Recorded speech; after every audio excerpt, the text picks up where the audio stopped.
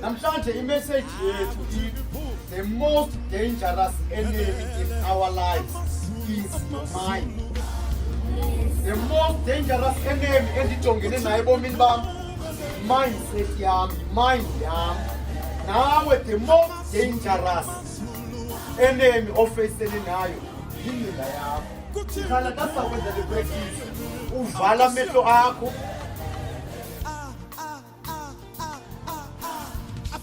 umbonayo lethethayo ethetha amazwi akwincwadi yabaseFilipi uthatha ngufo ivesi 8 ithi, and now dear brothers and sisters, one final thing, fix your thoughts on what is true and honorable and right and pure and lovely and admirable.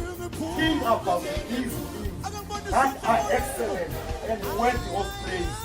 Usamamele namazwi lo mntu uwathetha.